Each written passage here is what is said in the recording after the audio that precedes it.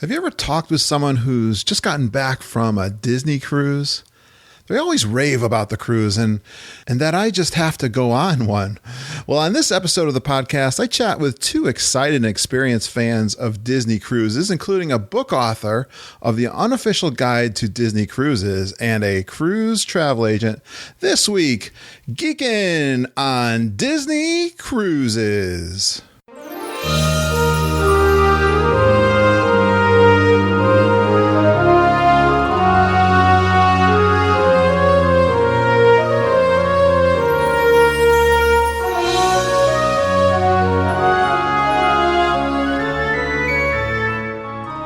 Are you ready for a fun-filled hour of food favorites, resort hopping, and hanging out with Disney World geeks? It's now time to go geekin' on Walt Disney World. Here's our dad and co-host. Hollywood was impressed with his performance in crowd scenes at the Indiana Jones stunt show. He never misses an 11 a.m. margarita at the Mexican Pavilion.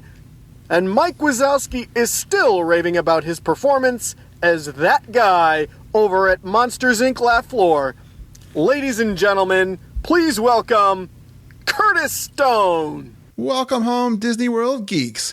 It's time for episode 167 of the Geekin' on Walt Disney World podcast. I am your co-host, Curtis Stone, and we are the family-friendly father-daughter podcast that will feed your passion for Walt Disney World by sharing our experiences and opinions as well as others from our community of passionate Walt Disney World geeks. And today's episode is sponsored by our good friends with Fairy Tale Concierge Travel Agency.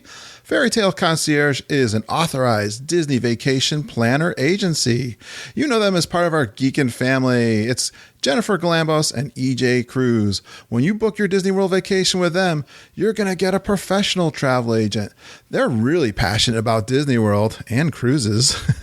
Do you dream and plan your next trip all year long? Well, they talk, eat, and drink Disney World all day long, and they'll love chatting with you about your next trip. When you work with them, they'll help you from the very beginning, during the trip, and who knows, you might even end up on a trip report with us. So contact them now for a free, no obligation quote. Best of all, their services are free to you and they're lots of fun too.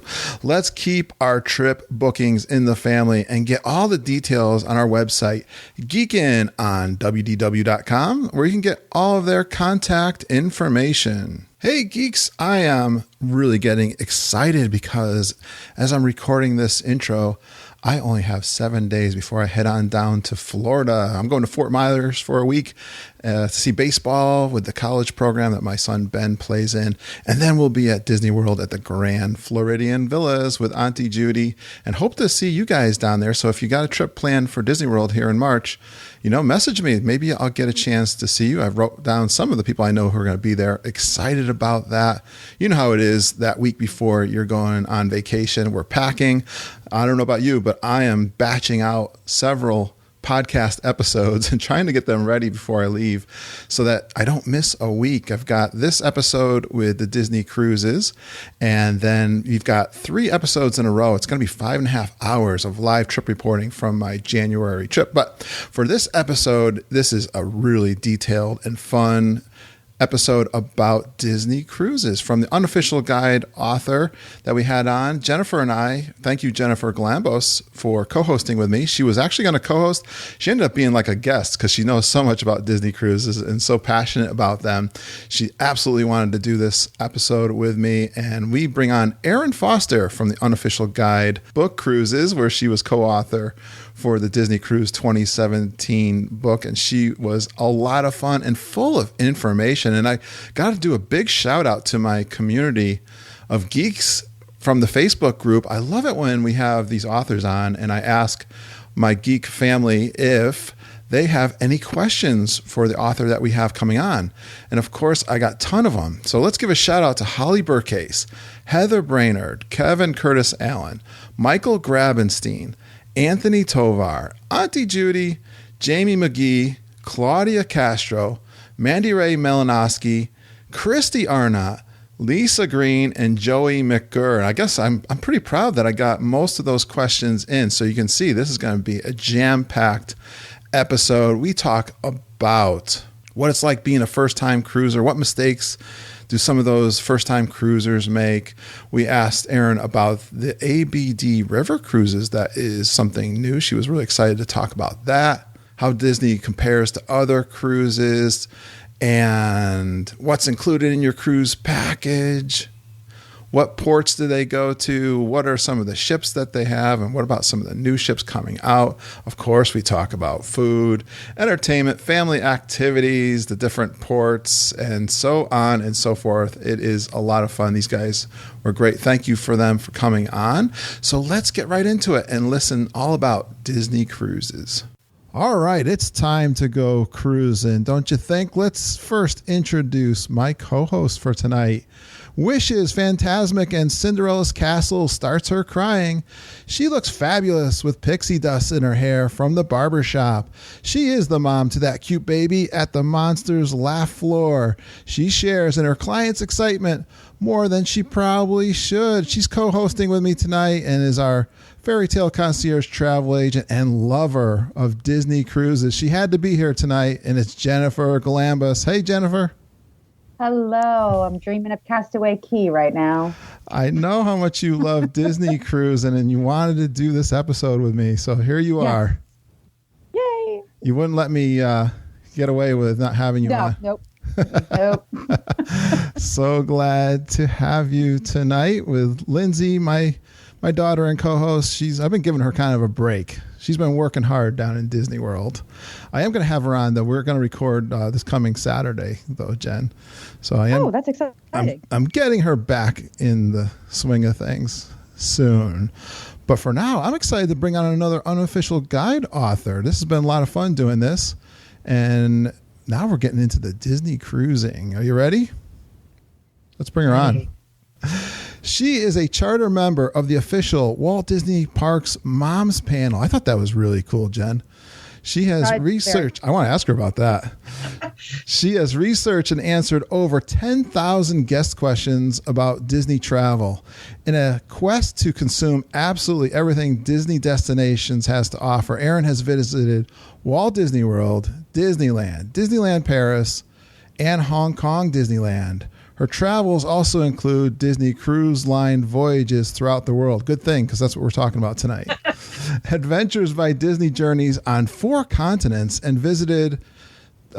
She's been on the Disney Vacation Club properties in Hilton Head, Vero Beach, and Hawaii. Wow, that's quite an itinerary, Jen. Please give an unofficial guide to Disney Cruise Line author Erin Foster a warm Geekin family welcome. Hey, Erin. Thank you so much. I'm very glad to be here. I love that itinerary that you just took. Now that I'm looking at it, I realize how much money I've spent, but that's okay. I just realized you're my hero. So we all envy you. Is this your full-time gig to go on Disney cruises and travel around the world? It's become a full-time gig. That's traveling. No, it's a vocation and a job, a hobby and a job. Oh, wow. It's something we all aspire to be someday, I think. That's great. Well, and I asked you, Erin, if you had something that you wanted to talk about. So I definitely want to cover, you were saying that they have something new. Is it an ABD river cruises? Yes. Last summer, Disney has started partnering with AMA Cruises and AMA Waterways, and they are now sort of renting out AMA Waterways river cruises on the Danube and Rhine rivers, which I had the opportunity to do last summer with my family. It was truly incredible. So it's sort of a mashup of a Disney cruise and an Adventures by Disney excursion, and they charter the whole boat. So it's like 150 people, much smaller than Disney Cruise Line, but 150 people doing an adventure together with Disney guides, and they construct your itinerary for you. And instead of doing individual port excursions like you would on Disney Cruise Line, you sort of have a choice of just 3 or 4, and you go with a Disney guide on each of them. And The service was incredible, and the food was, I'm still thinking about the food. The food was 72 times better than Disney Cruise Line food, which is pretty darn good in the first place. So wow. I'm trying to figure out some way to get back on that. That sounds pretty personal too, with a small crowd. It's very personal, and really you dock right up in the city. It's not like you've got to take a tram or a bus miles away. Literally, there was one day where we had a guitarist entertain in the sort of lounge after dinner, and the boat left the dock and traveled for about half an hour and pulled over and dropped the guy off at his house and then went back on our way. I mean, it's that personal. You're that much in the city, It's much more time in port than on the ship. So often our all aboard time would be midnight. You really don't even notice that the ship is moving. So if you're somebody who has any sort of seasickness issues at all, that is the way to go. Nice. And much more gentle than the ocean cruises. Do you kind of get a chance to interact with the other people on the boat more intimately? Yeah. There's a large lounge where everybody sort of congregates in the evening and gets drinks, and there's entertainment. And then there's really not any individual tables in the restaurant. So you're sort of and it's not assigned tables.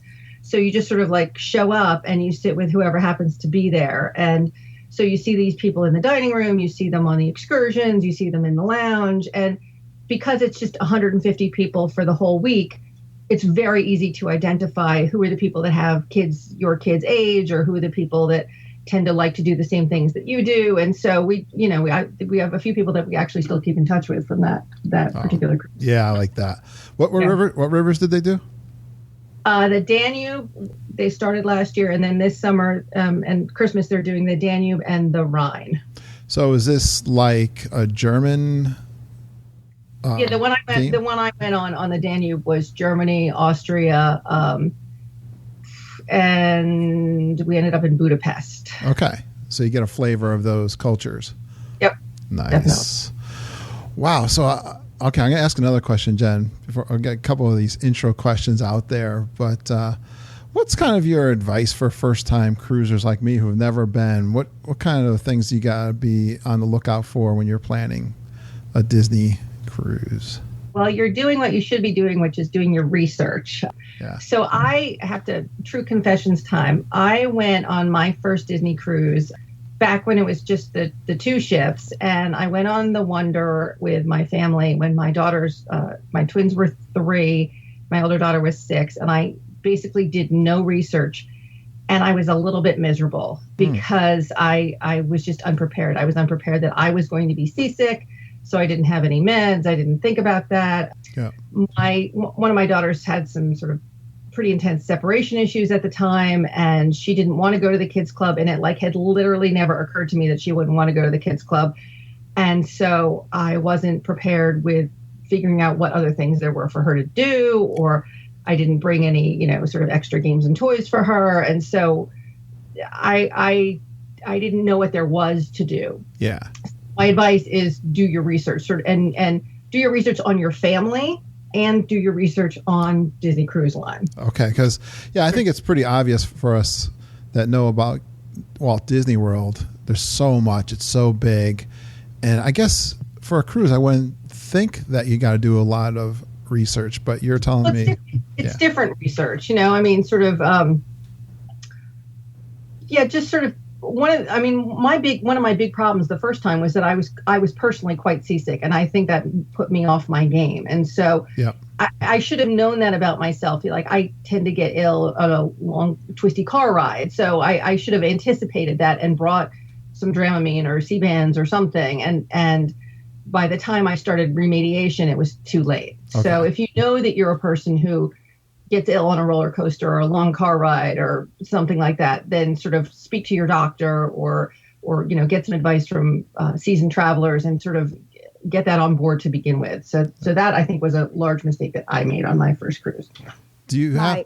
Yeah, Jen, I was going to say you can answer some of these questions too, if because I know you're a veteran of these. You've been on how many cruises have you been on? Well, I'm like a novice compared to Erin, but I've only been on 5. We just made gold. It's a big deal. All right. That is a big It's 5 more than and me. if my husband has his way, we'll be on 6 this year. All right. Well, what I was going to say about the seasickness thing is that my mom is actually very prone to seasickness as well. But now with my family, we've only been on the Dream and the Fantasy with her. And she never got sick. She never needed a patch. She never needed a band, nothing. But I do know that when she went on some smaller ship recently, not a Disney, just a different cruise line, she did have the patch that goes behind the ear that you can get prescription from the doctor. Okay. And she said that worked wonders, way better than Dramamine, because she could sleep, but it's not like it knocked her out and made her, goofy, loopy. Right. And you got that. you got Go it from ahead, the you got it from the doctor before you left on the Exactly. cruise? Exactly. Well, I didn't. And what's interesting is even I do get sick on roller coasters and rides and even some car rides and stuff. And for some reason, I've never had an issue. Even when we were on the Magic, second deck, the very forward room you can get before the crew quarters, and not sick. So I think it all just depends on, I don't know. I don't know why I get stuck on everything else, but not that.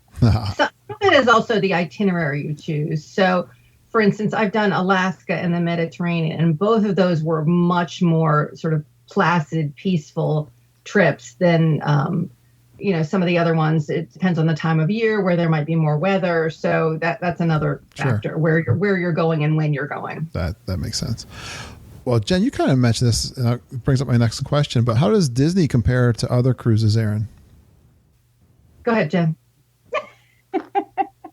Well, they really, this is kind of a hard question. To me, I always tell clients that they're a boutique cruise line.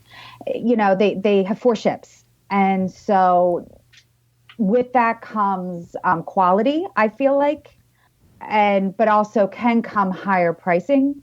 So I don't know. It's hard to answer that question because it's so individual. But I've been on Royal Caribbean, I've been on Carnival, and I've been on Princess.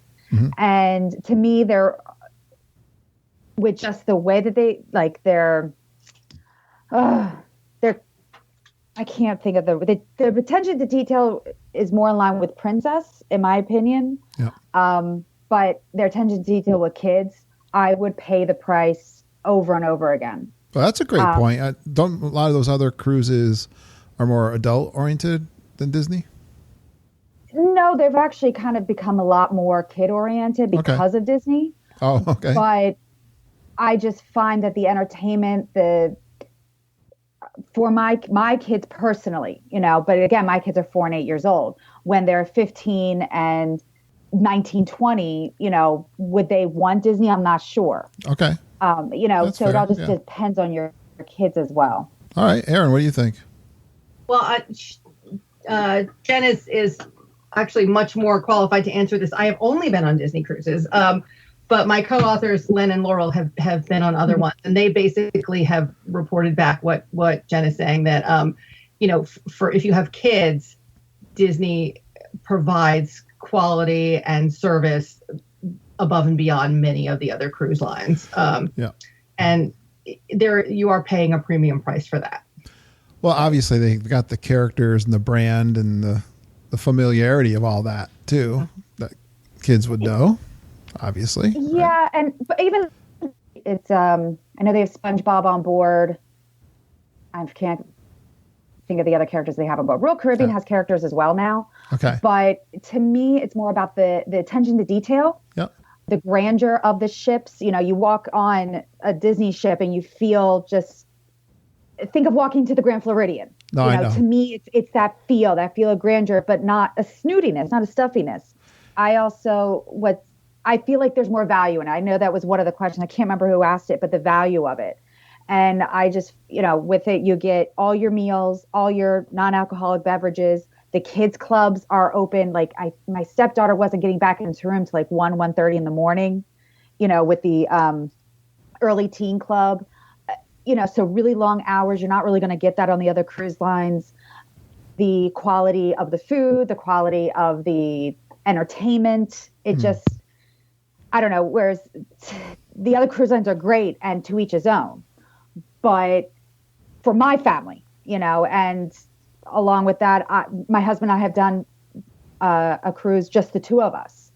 And we had just as much fun. Well, I had a little bit more fun without the kids, but right. But, it was still, we could still get away from the kids without constantly having to, we were not bombarded with the kids. Yeah. And I still got to meet my princesses, so I was cool. All right. Now, you kind of alluded to this. What is really totally included when you get a package to go cruising? You get all your food in the main dining rooms, and including most of room service is included. Disney includes all your soft drinks, which some of the other cruise lines do not. Often the other cruise lines have packages to pay for soda, which my husband does not live without his Diet Coke in the morning. So he's very happy about that. Your entertainment is included. The use of the health club facilities is included. What else? Some of the things you do have to pay extra for are the adults restaurants, Palo and Remy. You have to pay for alcohol separately. Yeah. Salon services are extra. Specialty coffee. I'm thinking about Cove Cafe. Yeah.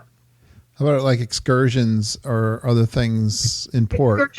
Excursions are extra, but like to go and sit on the beach on Castaway Cay doesn't cost anything. But if you want to, rent a bike, that's $10, that sort of thing. And then obviously to do the, the big excursions to visit historic sites or ruins or anything like that, that is extra. How much do you kind of got a budget, you think, beyond the cruise package? I know a lot of people who actually spend almost nothing. I mean, tips are also not included, gratuities, which is, it's pretty reasonable and you can prepay those. So that other than that, I know people that go and literally spend nothing. They just enjoy the ship and they enjoy the water at Castaway Cay. And then when they dock at a port, they just walk around on their own. You can very much not spend anything if you're in a sort of budget-minded mood. That being said, you can I went with my husband and one of my daughters on the Alaska cruise on the Wonder, and I think we spent $600 each for a helicopter ride and dog sledding on a glacier. And that was obviously an incredibly expensive excursion. It was like $1,500 or $1,800 for the three of us.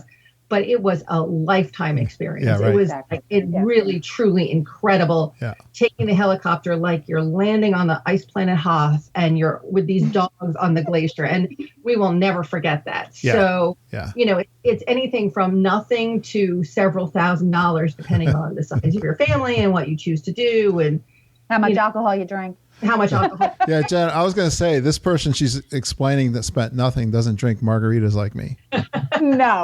No, but here's the nice thing is they have the drink of the day. So you get your little refillable glass, you buy it your first day of the cruise, and then you have it, and then the drink of the day is $4.50, and you get an extra pour. So you, instead of it being a 12-ounce, I think it's a 16-ounce pour, right? Yeah, that sounds about right. Sweet. But for $4.50, you're getting 16-ounce pours. I can get into that. Mean, yeah, that's nice. Some drinks of the days are better than others, but What kind of glass they give you? The second one, you don't even care. Precisely. I love the drinkware. Is it a real glass? A nice one? It's a plastic glass, but the nice thing is I bought it once and I've taken it back on every cruise. Oh, you're one of those. That's like we used to do at the Walt Disney World parks. Exactly. So I've only paid for the actual cup one time. But I don't, but I'm until they put a chip into it. Oh, don't want to get me started. No. But that's the other thing that's actually, let me go, what is included with the sodas. Sodas, coffees, teas, ice cream. We forgot the ice cream, Erin. We forgot the ice cream. Don't forget that. Hot cocoa if you're going to a cold destination. Yes. When we were in New York, we did the hot cocoa. Yep. Oh. So if you bring like a Tervis mug or even your Disney World resort, the ones that we get with the dining plan or anything, you could just go up to the the soda machines, the coffee makers, whatever, and get your own. By the pool, yeah. Yep. Nice. All right. That's all sound fun. Now, tell me, we were talking about you're a beginner and you're trying to think of what kind of planning you got to do. So what are some of the things you got to consider when you're planning this trip, like the routes and the ports, or what kind of things you got to think about before you get on these boats? One thing, people will plan the number of days they want to be on their cruise. It's pretty darn important to plan in a day ahead of when your cruise is. You really never want to be traveling on the morning of your cruise to get to, wherever your departure destination is, because the cruise goes whether you're there or not. So, we've all had flight delays, weather, mechanical issues, anything. So I can almost never think of no situation where I would plan to be on a cruise and not plan to be where I was departing from at least 24 hours in advance. So stay overnight, like in the port where you're leaving from. Okay. That's great.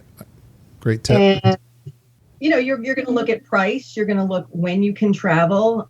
You're going to, I happen to not be I've been on many of the sort of Caribbean, Bahamian destinations. I'm not a sun and sand lover. That's shocking. I love I've done 2 of the Northern European ones and Alaska, and those are really my personal favorites. So do you want to be a person who's on the beach 24/7, and that's great, and there are zillions of itineraries that do that, or do you want to see sort of cultural sites, and maybe then a Mediterranean cruise is better for you? So so I don't know, I got a couple. I'm thinking of, tell me the boats that Disney has, and then I want to kind of talk about which routes. You were talking about Alaska. I want to go down. I wrote down a list of where I think they go from the book. And so tell me a little about the boats. There's 4 boats, and are there new ships coming too? I think I'm hearing. There are 2 new ships coming. The new ships are not going to be coming until, I think they've said 2021 and 2023. So that's not for a while. Ways off, yeah. Very little information about them. They're going to be done by Meyer Werft, which is the same shipyard that did the Dream and the Fantasy, and they're somewhat similar in size to the Dream and the Fantasy. Some people were wondering if they were going to be like colossal mega ships, and we're thinking that they're going to be close in size to the 2 newer existing ships. Okay. But there's just truly an endless list of questions about what those new ships will be like. People are hoping that there will be more family style cabins where you can sleep 5 or 6 in a cabin. Will there be different amenities? There's scuttlebutt about them opening another private island in addition to Castaway Cay. Will they have Cuba as a destination? Will they report one of the older ships in Australia or Asia? The list of questions is truly endless. Sure. And we don't expect any real information for maybe another 2 years. Oh, wow. So, okay. Well, let's talk about the Magic, Wonder, Dream, and Fantasy. What's kind of the differences in those ships? The Magic and the Wonder are sort of sister ships, and the Wonder was just recently refurbished this fall and is in great shape now. The Wonder does summers in Alaska, and then in the winter they do the Caribbean. They do some Galveston. They do a little bit out of Port Canaveral. They do a Panama Canal crossing in the spring and the fall. The Magic does Caribbean in the winter, and then in the summer they do Europe, both Mediterranean and Northern European stuff. Okay. And the Dream and the Fantasy are pretty much all in the sort of Caribbean Bahamas. The Dream does alternating, with very few exceptions, alternating 3 and 4 night cruises, and the Fantasy does 7-night cruises, pretty much exclusively. When people pick a cruise, do they pick the kind of destinations they're going, or do they pick by ship, or what are they? There's 1,000 different ways to do it. Some people do it about, they can only spend a certain amount, or some people do it when is their kid's vacation and what's lining up with that. Some people are like me, that I like to go to a certain place in the world. Some people don't care, and just love a certain ship. I mean, there's a bunch of different ways to prioritize it. Yeah, go ahead, Jen. Here's what I always suggest is kind of think, where do you want to go? Do we want a winter somewhere? It's February, cold, rainy here. Do we want to go to the Caribbean somewhere? Or do we want to, like you said, Erin, Alaska, Europe, see something new and different? So I always suggest get in your head where you want to go. And then as soon as bookings open, you book it. Absolutely. Yep. Because you're not going to get any cheaper. And as the ships fills up, they get more expensive. Just because I was curious, I wanted to see what my family would be on the Magic, because I really wanted to do the British Isles. If we would take my stepdaughter with me, and we would have to, because she would not be happy if we didn't. So for a family of 5, the only availability now for June was a concierge level at, I think it was $42,000. Yeah. So yeah. So do you see what it's not like a lot of cruise lines, because they have so many ships that they need to fill. They have those last minute deals. Disney, You're not getting that. How much time in advance do you have to book? Or what's the kind of the rule of thumb? Well, the rule of thumb is book it literally the day they become available. Okay. And so, people, agents and several websites will sort of make predictions about when they think the new sailings are going to be released. And you follow those, you make friends with your travel agent, or you follow the blogs or whatever. And so you get a sense of when that's going to happen. Yeah. Actually, my fearless leader, Len Testa, has done a lot of numbers crunching, and in our Unofficial Guide to Disney Cruise Line book, he's got some charts and graphs that track the pricing for several different versions, like a 4-night dream and a 7-night fantasy, and track the pricing from release day until sale day, and they follow different patterns depending on the itinerary, but it's almost always it's cheapest the first week it comes out, the cruise was released, and then often there's a dip at about the sort of 2 or 3 month in advance thing. So, either 18 months in advance or 3 months in advance are the places where you're going to find a better deal.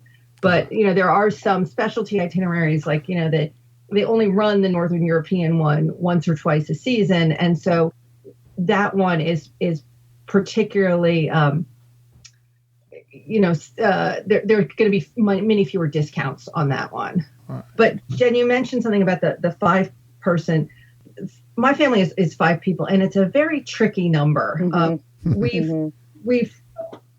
It's almost always the case, actually, where you'll be better off getting 2 inside cabins with a 5 than trying to get a concierge size room that it sleeps a party of 5 legally. You're much better off splitting off into a party of 2 and a party of 3. Yeah, I just booked a client on the Magic, and they're party of 5, and they had to split up but an inside stateroom. Now, see, my husband will not do an inside stateroom, so we're even it's veranda or bust. And when we did the Magic in October, we had a ocean view. And he was okay with it, but he was not too happy. Now, we didn't take my stepdaughter for that one. My kids are older than your kids, and we've done it actually where we've gotten, my husband and I have been in an ocean view or a veranda, and we put the kids in the inside room. And and as they get older, that for sure will happen. Yeah. All right. So are there a lot of considerations for which room that you're going to pick? Obviously, it's probably cost. Definitely cost, location on the ship. I mean, we were talking about seasickness before. Some people feel like, midship is better than the rear of the ship and a little bit higher up, or, people have different philosophies about, how high up or low down in the ship is preferable for that. Some people want to be near the elevator. Some people don't want to be near the elevator. Some people want to be near the food. Some people don't want to be near the food. A lot of it is personal preference. I've been on many cruises. The only time I had sort of an issue at all was once on the Magic. I was right above the Walt Disney Theater, and at night we could hear some of the show. Yeah. And that to me was not a great position. But other than that, I've been on many different decks and have always been fine. And Jen, as a traveler, you probably had the same room that we had. Yeah, that was just Jen doing her show, practicing. Yeah.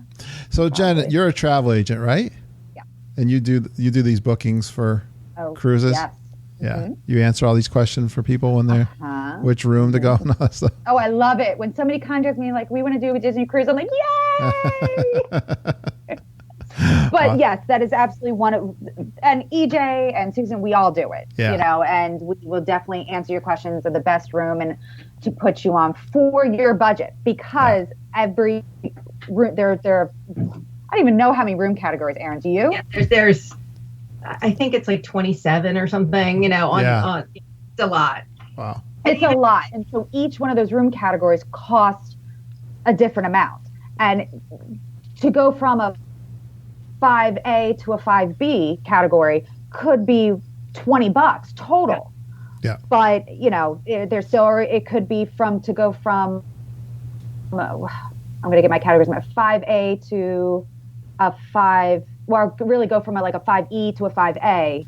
It could be as much as $100, $150, $200, and they're all ocean view verandas. Right. And then, some of them, even some in the same category have, a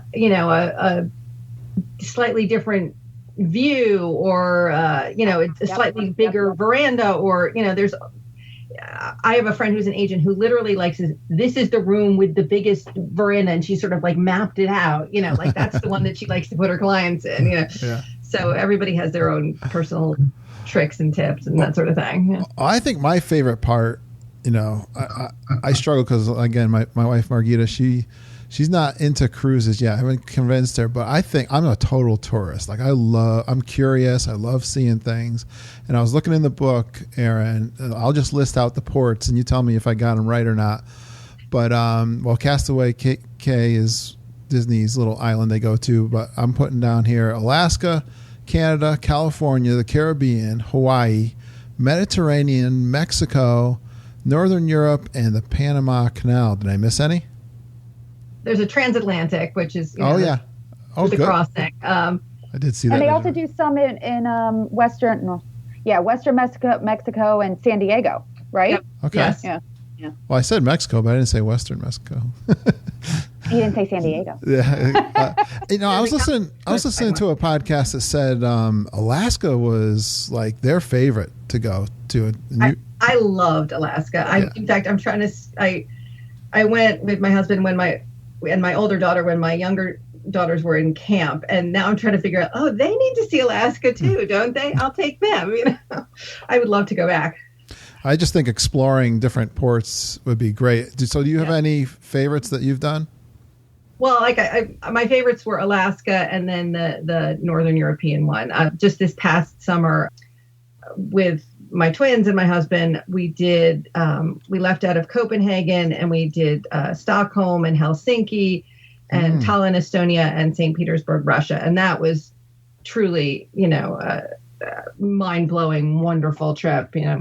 So, how much time did you get into those ports once you parked the boat? I think most of them were sort of between 8 and 12 hours in the ports. If you plan your excursions well, you can do enough sightseeing. So you've got a taste where you have a sense of it, and then you have enough to know whether you want to go back or not. So tell me, if they drop you off in, did you go to Sweden? No, we did not go to Sweden. It was Finland. What was it? Finland? No, wait, Stockholm, Sweden. Yeah, sorry, yes, Sweden, Yeah. Sweden, Finland, Estonia, and Russia was that particular trip. So if they drop me off in Sweden, what do I do? Do I grab a cab or walk the streets or? We had an excursion, and it was a general sightseeing one, and so we went to. We had a meal. We did the Nobel Prize Center. We did some churches. So we sort of got a taste of the whole thing. We saw their port area. yeah, it was great. You know, I You mean, have a tour but many guide? people, if you're not in the mood to spend money, many people do just get, you know, your basic Fromer's guidebook and do their own walking tour. We have walking tours of some of the ports in the book, with all the Alaska ports, Nassau. So if you don't want to go on a Disney or other excursion, you can just walk around. Sure. So did Len Testa time all these? He has timed a lot of things. That's what you're known for, the touring guides. We time things. Yes.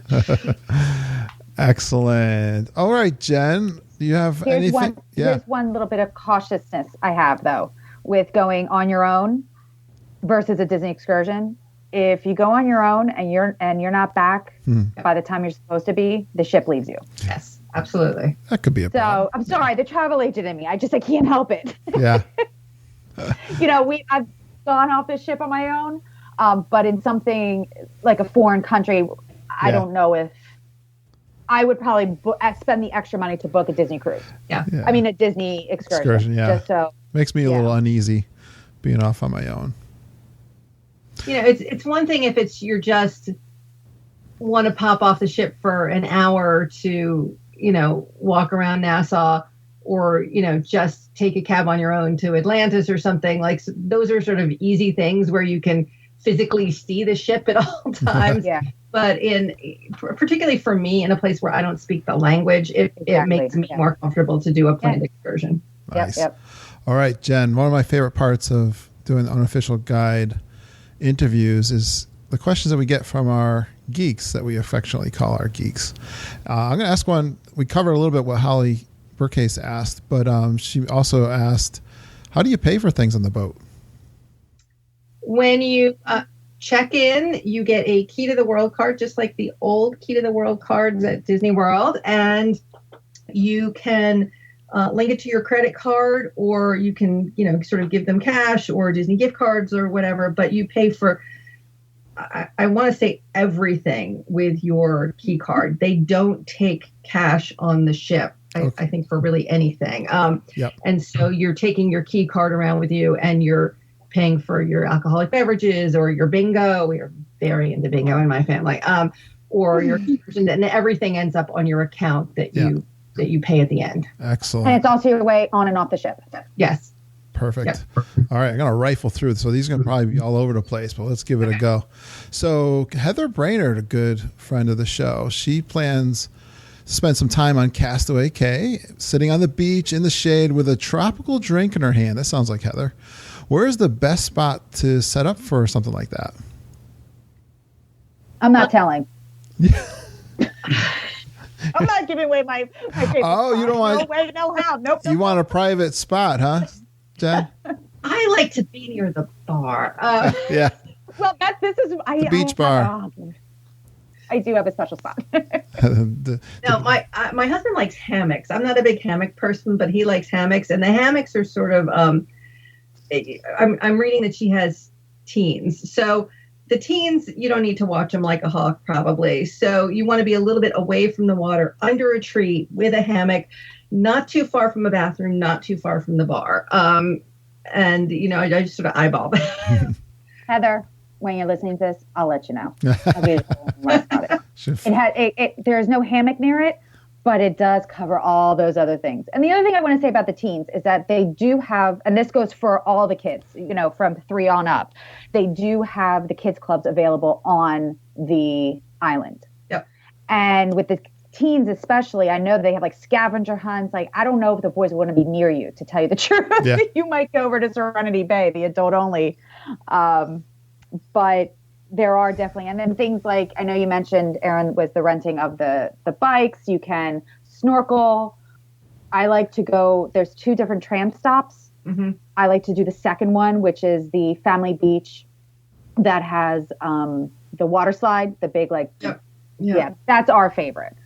And I do know with the smaller ships, the island doesn't seem nearly as crowded as with the larger ships. Yeah, that's a great tip. I mean, sometimes if you're just doing a short Caribbean, it can be nice to be on the smaller ships because the Castaway Cay is not so full.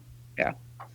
All right. So I'm going to, a good super geek friend of ours from the Isle of Wight in the UK, Kevin Curtis Allen, asks if the Disney Cruise has any plans to cruise out of the UK. They do. They already do. Okay. Not very often, probably 2 times a year they sail out of Dover. So 2 years ago, I did a different Northern European cruise that we actually started in Copenhagen and did Iceland and Scotland, and we ended in Dover, and then they transferred to the Mediterranean itineraries. And then they do a couple British Isles. Once a year, they do a British Isle one. And then they use Dover, like I said, maybe 2, maybe 3 times a year they sail out of Dover. Did they go into Ireland? There was a stop in Dublin this year, I believe. Nice. Mm-hmm. I like that. It was the transatlantic one that I did it because I know one of my agent friends, she did it. So they where they leave from? New York and then go? No, they left from Port Canaveral. Yeah. Oh, okay. And they go up to the UK. Cool. All right. Michael Grabenstein, what? Oh, he's wondering what the names of the new ships are. Nobody knows. I actually when the new ships were announced last March, I think. Yeah. And on my personal Facebook page, I had sort of like a pool of my friends, and some of the ones were like imagination, adventure, discover, but nobody knows is the answer. All right. Yeah, I was on the fantasy when they announced it, the new ships. Did were any of the cast members speculating? Did you hear? Not that I overheard, but it was the night that we saw Aladdin. So, like, I think the second to last night. Uh-huh. So it's not like I got the rest of the cruise to really talk to everybody about it. But everybody, the cast members that I did speak to, were very excited about it. Sure, yeah. All right, Anthony Tovar, how do you know what special theme nights will occur during your cruise so that you can be prepared? When you book your cruise, you get access to an online planning center, and it has day by day what's happening on the ship. So if there's a pirate night, it'll say what day is pirate night and what day is formal night and that sort of thing. Yep. And then if for some reason it's not clear, you can always call and ask, because sometimes they do tweak things. But it's all generally part of the planning site that you get access to as soon as you book. All right. Or you talk to your travel agent, Anthony. I'm calling you out. That's right. I think he's going to isn't he planning one with you? Disneyland, yeah. Okay. All right. Oh, okay. I thought he was planning a cruise with you too. All right. Now our Auntie Judy, she's a close friend of ours. She says, what are those things that people hang outside their cabin door, and do you have to participate? Fish extenders. You do not have to participate. I have never participated, and here's why. So a fish extender is outside the cabin doors. There's either sort of a metal fish or a metal seahorse that acts as like a mail slot almost. So if you have a spa reservation, they'll leave you a note or a reminder there. But you can also hook things onto it. So people who are much more crafty and talented than I am will sew these giant sort of pocket folder things that hang down, and on Facebook or various chat boards, you can get into a fish extender group with people. Usually it's like groups of, say 10 to 20 families, and you'll agree to leave each other little gifts every day of the group. And so people will do simple things like a hand sanitizer, or more elaborate things like mugs, and it's a wide variety. But I never do it because I never have enough luggage space. So to do this, you're committing to bringing gifts for, let's say 5 or 7 nights for 10 families. That's like a lot. It's like a whole suitcase, which I just cannot, I always have to fly. And that's to me like a whole nother thing I got to bring. And then people give you stuff that you've got to bring back. And it hurts my brain a little. People do it. I want to say maybe like less than 10% of people that I see have fish extenders on their door. Okay. People that do it love it. Okay. I've done it. Yeah. I've done it once. And I would have done this last cruise again. We just booked it it was too last minute. We only did one gift.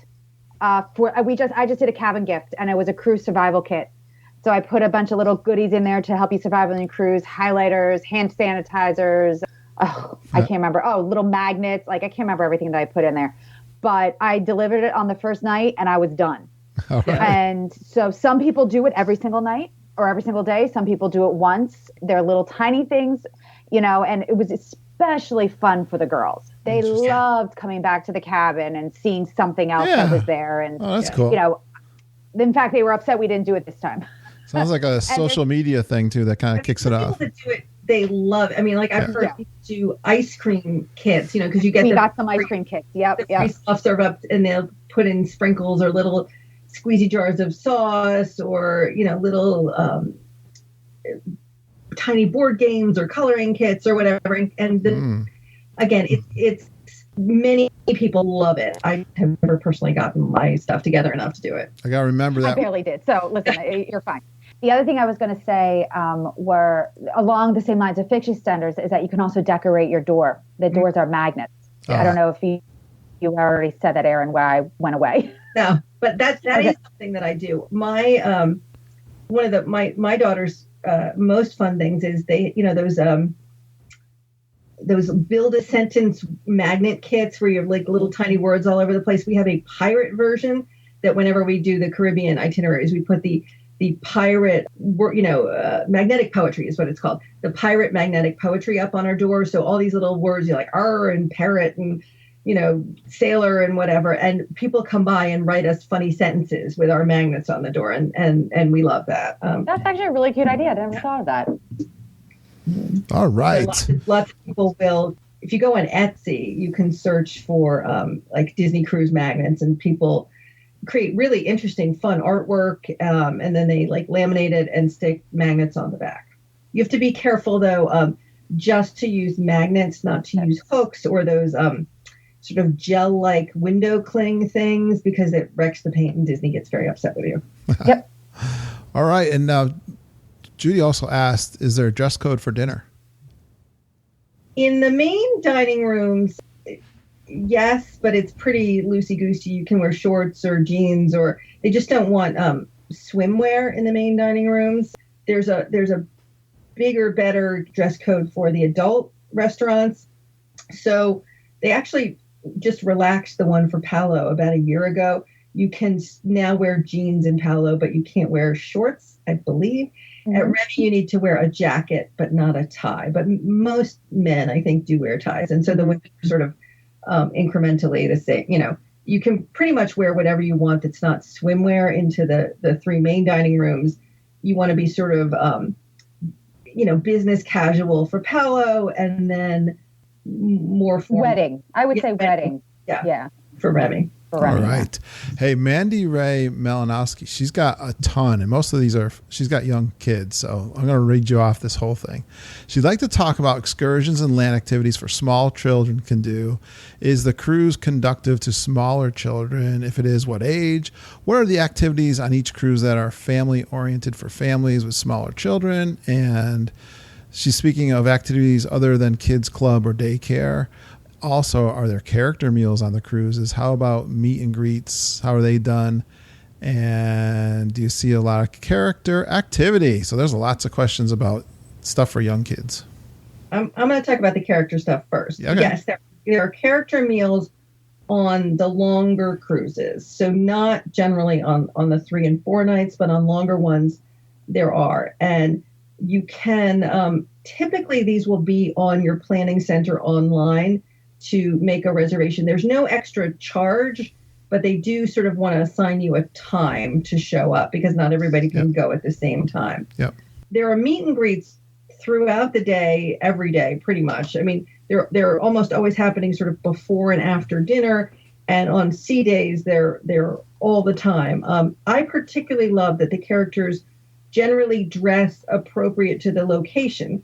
So, for example, when you're in Alaska, like Goofy wears like a rain slicker or a parka, and when we were in Russia, Minnie was wearing like a Russian themed gown, which was incredible, and they dress in formal wear on formal night and all that sort of thing. Those happen all the time, and you just sort of the times are printed in your Navigator or your Navigator app, and you just show up, except for the most popular characters, which in my experience have been the Frozen princesses and the Marvel characters were on one of my cruises. Those you sort of have to get a ticket for. And again, it's not, there's no charge, excuse me, but you have to sign up in advance. Sometimes it's on the planning site that you sign up, and sometimes you have to go to guest services the first day to get your ticket. So their characters are everywhere all the time, and they're in fabulous outfits. All right. Jen, I'm going to let you speak to the little kid situation because you have younger kids. Let's see. What else did she asked? Okay, so here's the thing with excursions. Honestly, my family doesn't do them. As the girls get older and we do Europe, Alaska, absolutely, we will definitely do them. We enjoy staying on the ship. There are, while it's empty, let me rephrase that, while it's empty. There are excursions that little ones can do, but a lot of excursions do have an age limit, usually starting around 4 or 5 years old. Yeah. That's one of the main reasons why we just stay on the ship. The other thing, yes, small kids.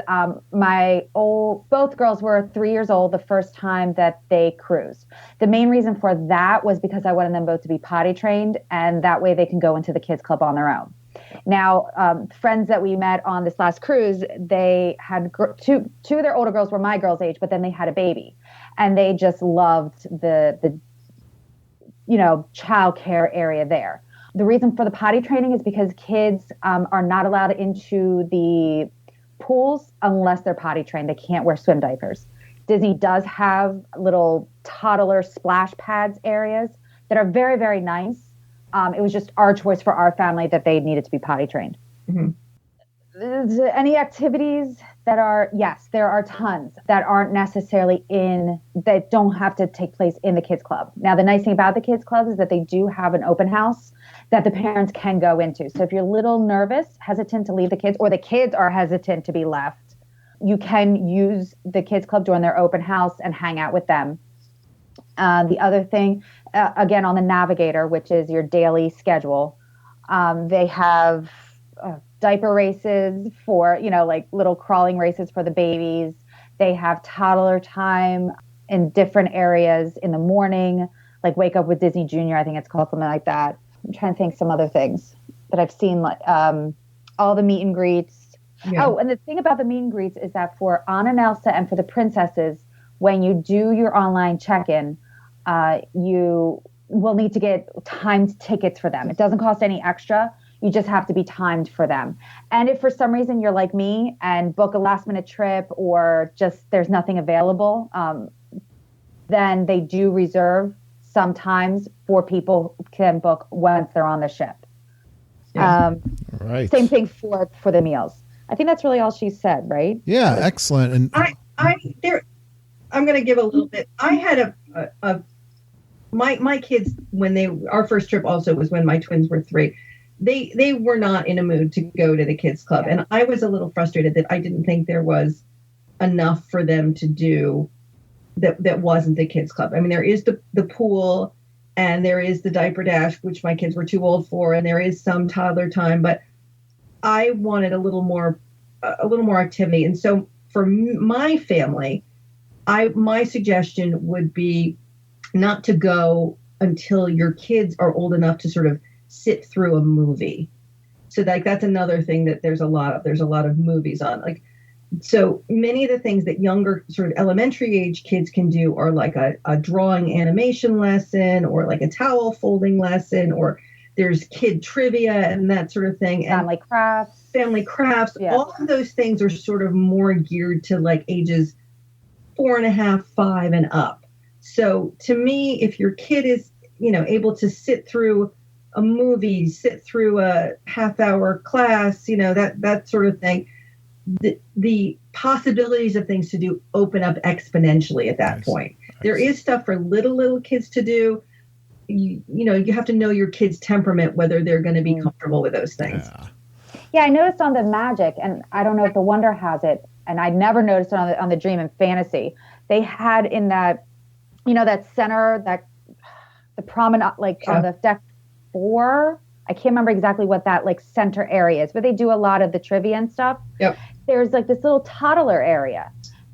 that's sort of newish. Yeah. I used it recently for the first time. Yeah.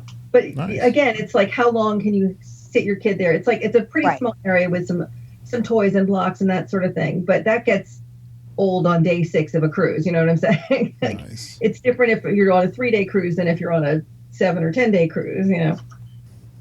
I want to get through a couple more questions and I want to talk about food. Okay. Because it wouldn't be a Geekin episode unless we did. I just want to say. I know. I'm going to save it for the best for last. But Christy Arnott, good friend of ours, and her new husband, David, they want to go to Panama Canal.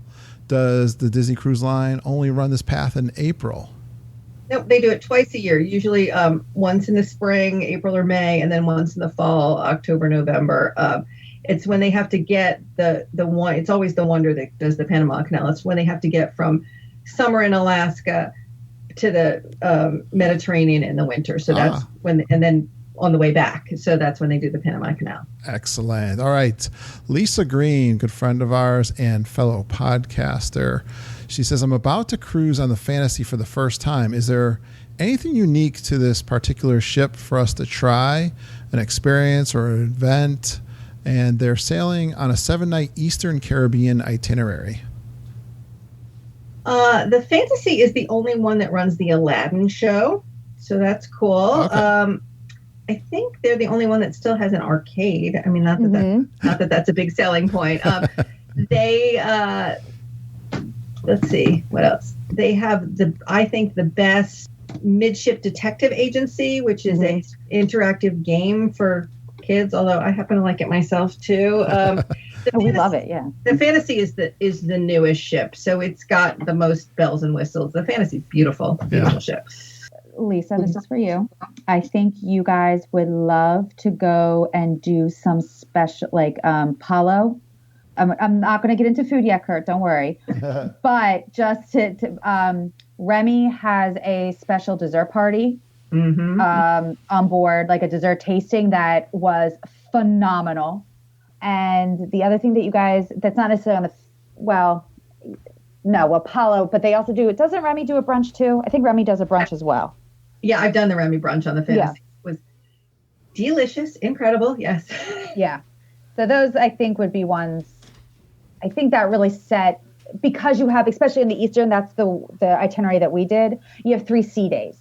So there's a lot more of those, wine tastings and any, other liquor tastings and specialty brunches and stuff like that on board.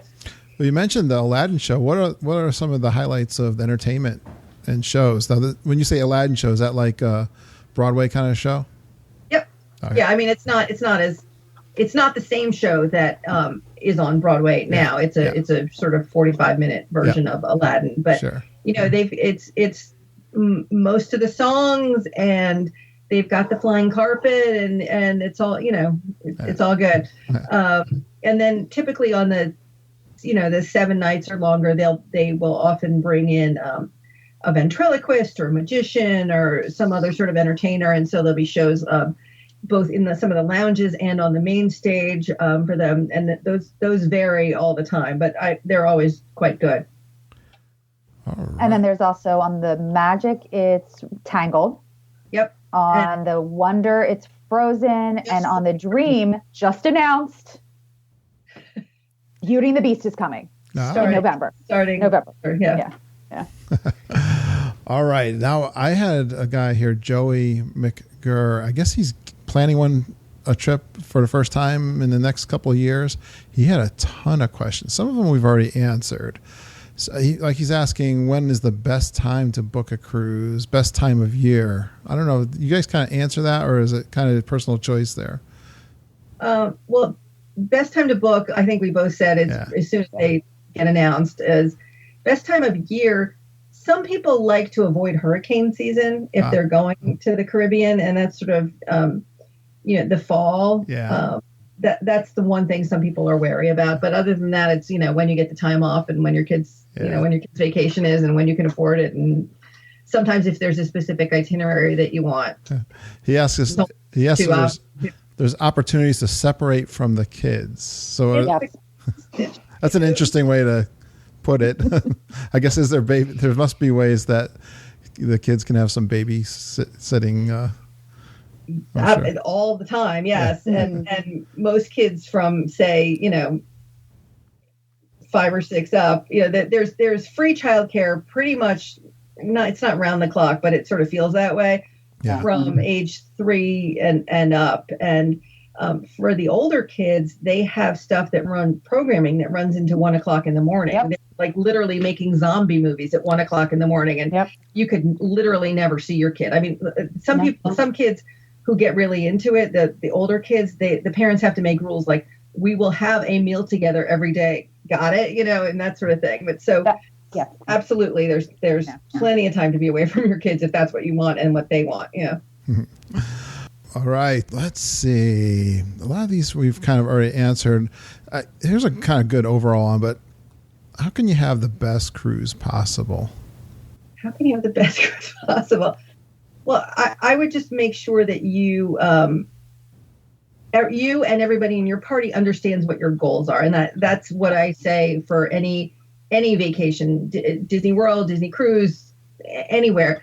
What do you want out of it? Do you want to be as relaxed as humanly possible? Do you want to see everything there is to see? Do you want to sleep? Do you want to drink a lot? Do you want to have dinner together? Do you want to be with your kids? Do you not want to be with your kids? And so to me, setting up the ground, and how much money do you want to spend? Do you want to buy a lot of souvenirs? Do you want to, those are the things that will derail any vacation, no matter where you're going or what you're doing. So as long as you guys are, your family and you are on the same page with those things, then you can plan or not plan whatever makes sense for you. But if you are envisioning, sitting by the pool with an umbrella drink 24/7 and your partner is saying, I want to see every site imaginable, then you're going to have a bad vacation. So it's get everybody on the same page, no matter what you're doing or where you're going. Yeah, that's kind of, set your expectations. And especially, like he said, if there's a possibility of a lot of families going together. I've cruised with my parents and my brother's family. So there's 3 separate families. And we basically say, we'll eat our dinner together. Every other time, if we can hang out, we'll hang out. Otherwise, everybody just does their own thing. Yep. And like with my personal, the 4 of us, my husband's a little bit more of an introvert. He's happy to hang out by the pool, relax, where I'm like, well, this is happening at this time and this is happening. And then I want to do this, and I'm go, go, go, go. So we kind of say, okay, this is what I really want to do. That's what I say. And okay, fine. Where are the kids going to, and we have to make sure somebody's with the children. And I get to do my thing. He's very happy doing his thing. And then we'll come together, and so it's just, setting your expectations. Right. And along with that is setting your budget and sticking to it. So yes. Some people like to shop. Some people don't. I mean, there was one particular trip where one of my daughters decided that bingo was her thing. And she was like, we ended up dropping like, I don't know, $500 on bingo that cruise. And then we all looked at each other at the end like, what just happened? What kind of idiots are we? And so just, make your own rules for yourself and stick to them. Yeah. Are there opportunities to gamble when you're on the ship or in port? The only gambling they have is bingo. And that's actually one of the big differences between Disney and a lot of the other cruise lines that have real casinos. There's bingo that runs once or twice a day and for 45 minutes or an hour. And that's really the only gambling. But clearly my daughter has an addiction and she sucked me to it. A bingo addiction. I got to know though, did she win the big one? No, we've not. There's always the promise of the big one. She did win $300 once, which I think is what, she thinks, oh, I'm always going to win $300. But yet not so much. What's the big one? A free cruise? No, I think I forget what the jackpot is. It rolls. Often it's about $5,000. I was on the Fantasy once when the high jackpot was about $9,000, and this young 26-year-old guy won it, and it paid for his cruise. And you have never seen anybody happier than this guy that won the $9,000. Yeah. So there's real money, but it's not super cheap to play. I mean, you can get a card for $20, but it really, they're like, oh, you can get an electronic 72 card thing for only $90. And you're like, of course I must get that. Absolutely. Right. It all starts Confession, we have never done bingo. Oh. Well, stay far, far away is what I'm doing. Yeah. All right. Well, you can't do a Geekin podcast without talking our favorite subject, which is food, Erin. And so I want to hear some of your dining favorites. Break it down for us for like quick serve or snacks that you're going through, or some of the sit down. And how does all the food work on the ship? One of my new favorites is Vanellope's Sweet Shop, which is only on the Dream. And they have you can get the free ice cream on deck, which I do every day often. But Vanellope's is a fabulous deal. You have to pay for it, but it's you can get these sundaes for about $4.50 that are like 3 scoops of ice cream and cake and cookies and candy, and they are huge. And I mean, I don't share my ice cream, but you could share one of these sundaes, and they are delicious. It's like house-made gelato in all these wacky flavors, and I'm really big on that. But we make ample use of the ice cream and soda fountains. So we'll often make our own like creamsicle floats. So you go and you get like a drink cup and you put your soft serve vanilla in there, and then you put your orange soda on top, and then you've got your creamsicle float. I'm good on that. But yeah, no, the food is really great. You know, they're actually, just like at Disney World, they're super great about if you have an allergy or that sort of thing. They'll come out and speak to you, and they'll verify everything. And so, what would you do for? Well, let's start. What would you do for breakfast? What's kind of a typical breakfast? Well, it depends on whether you want to sit and get served. And there's always usually one, sometimes 2 of the main dining rooms will have a menu breakfast, and typically the breakfasts are, your basic eggs and pancakes and that sort of thing. But up at Cabanas, there's often like specialty fruit breads and special dishes based on wherever you're going. I happened to be on the Magic on the 4th of July once, where they had red, white, and blue pancakes. So, it's like, do you want a lot, or do you want to be served, and that sort of thing for breakfast. And then lunch also there's always the buffet at Cabanas, and then 1 or 2 of the restaurants have, a menu-based thing. Yeah. Sort of whether you want to sort of have a lot of options and sort of jockey for position, or whether you want service. Sometimes the buffet, it's sort of, to me, a push-pull with little kids, where it's great that they can see everything and say, that looks good to me, that doesn't. But then again, you're trying to juggle little kids and trays of food. Yeah. So, that's always sort of the calculation that I'm doing in my head. Like, the kid will probably be happier with the food there, but will I be happier? Trying to coordinate everything and not lose my family in the buffet area. Are the buffets open like for lunch all the way through dinner? There's specific hours. Breakfast is usually sort of like 7 to 9:30, and lunch is like 11 to 1:30. Like a lot of the bars and lounges will have finger foods starting at like 4 or 5. And then they're also in the buffet area, there's a dinner service that's not a buffet. It's a menu-based thing, but it's not a set hour. So like if you get back from an excursion late and you miss your main dining session, or you're just not in the mood for a long drawn out show meal, you can just get a piece of chicken up there.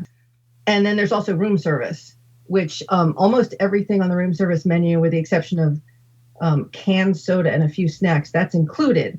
So you can call them up and say, hey, I'm tired, it's 11 o'clock at night, can I have some cookies and milk? And they'll bring you like warm oatmeal cookies and milk to your stateroom, and it's free. You've got to tip the guy like $2 or whatever, but that's kind of awesome. And Mickey ice cream bars. Let's not forget about the Mickey ice cream bars, and let's not forget about the cheese platter. Okay. Chicken wings. Yeah. Oh, which reminds me, going back to the alcohol, and I'm really not an alcoholic, but Disney does allow you to bring alcohol on board. Oh, really? So they allow you to bring, now correct me if I'm wrong, Erin, it's 2 bottles of wine per adult and 1 6-pack of beer per adult, correct? Yes, per port. Per port. I was going to say, well, you read my mind there. Get off the ports, but yes, that is yes. So if if you let's say you're going someplace like Mexico and you're buying the local tequila, you can buy more than the like hard liquor you're not now supposed to bring on with you, but you can buy it and bring it on, and they'll hold it for you, and then you just pick it up at the end. But yes, at the beginning you can bring 2 sort of normal size bottles of wine or a 6-pack of beer per adult per port to consume on board. Right, and there are corking fees, just an FYI, but that's something that we like to do was get the cheese platter and little appetizer from room service. Yep. Wow.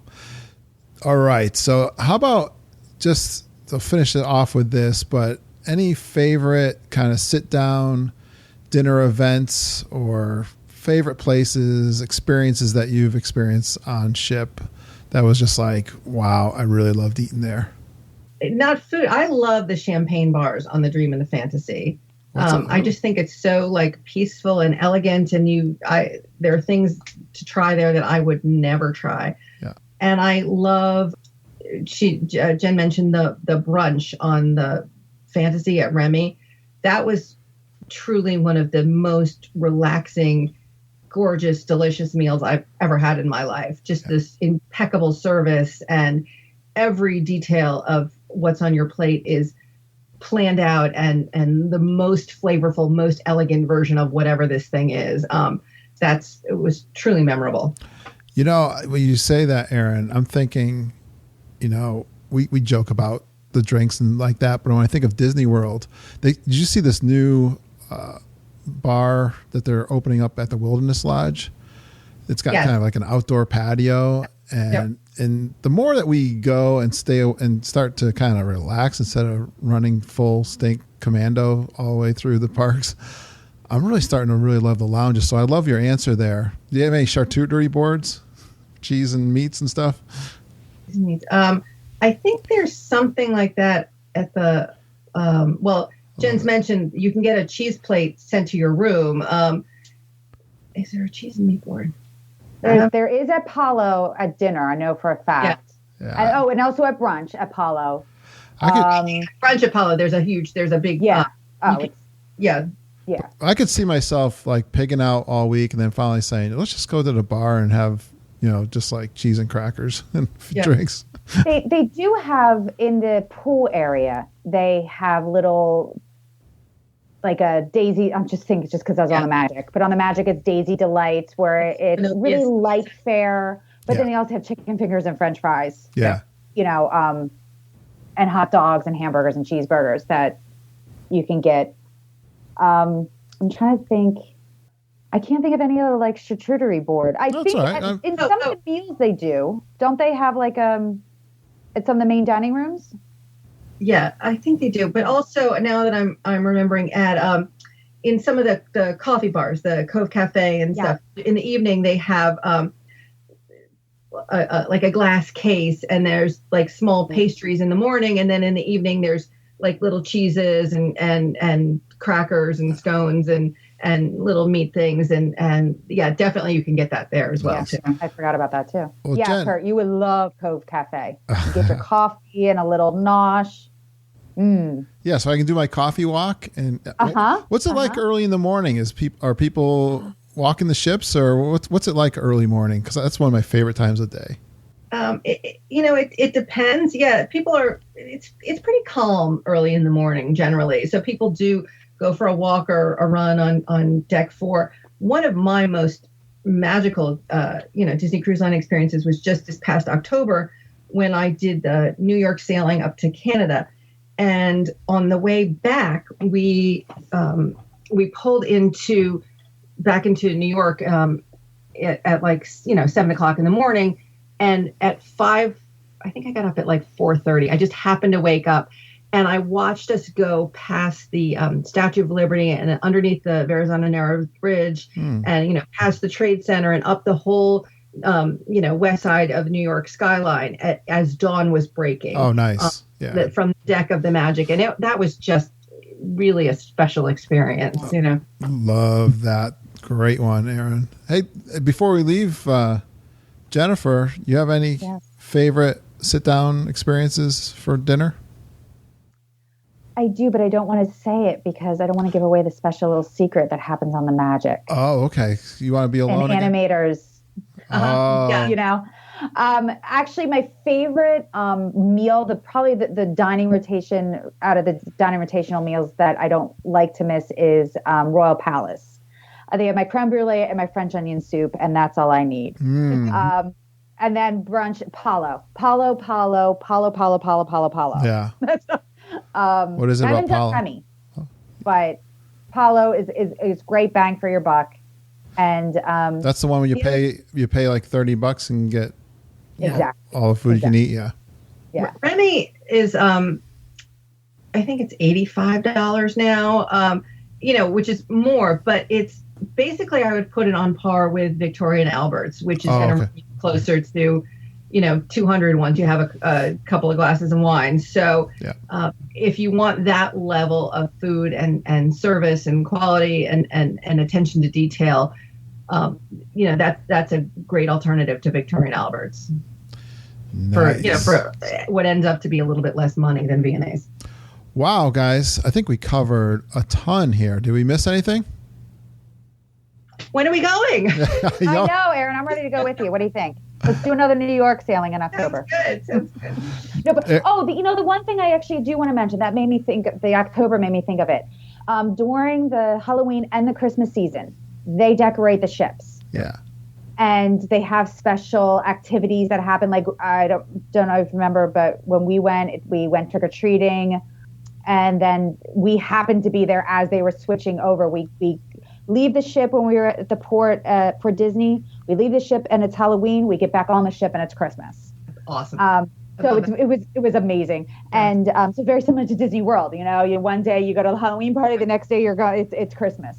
What else?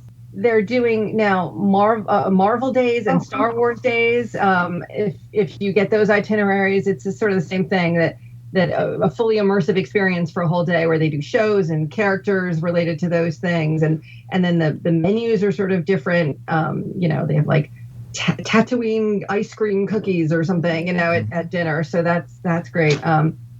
They if there's a reason to celebrate, they will celebrate. I've been on board for 4th of July, Easter, Halloween, and Christmas, and each one was totally different, and they had activities and food, and they're having fun.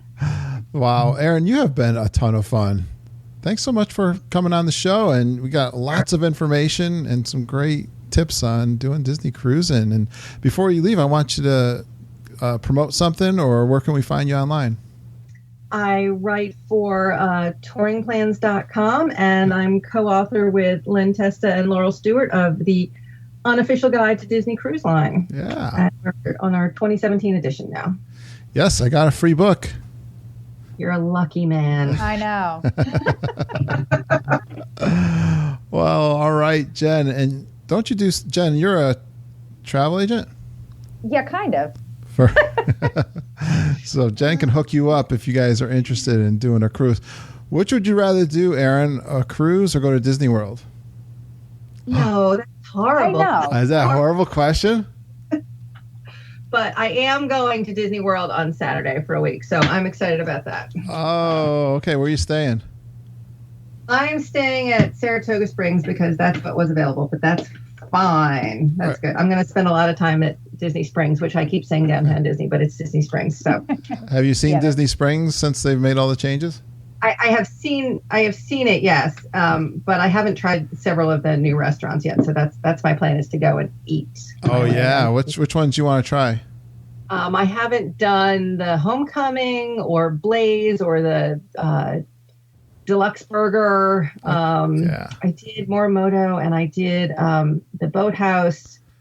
I haven't done the steak one. Anyway, I'm just gonna go and eat. I'm just gonna like. It's like one night. One night you're just gonna like. No, I'm like the whole week. Just gonna go and eat. I'm just gonna like roll me up. Like I'll have lunch. I'll go see a movie, and then I'll have dinner, and then I'll have another dinner.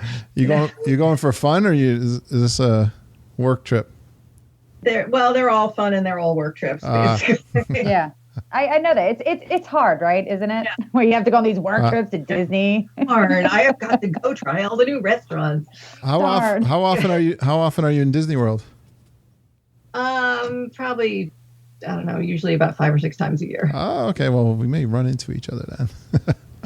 Excellent. Well, and Kurt, to answer your question, I got a good one for you, Erin. You choose both. You do a land sea. So you do Disney World and Disney Cruise. Exactly. I prefer Disney World than Disney Cruise, but that's me. Yeah. Is there a preference of which one you do first?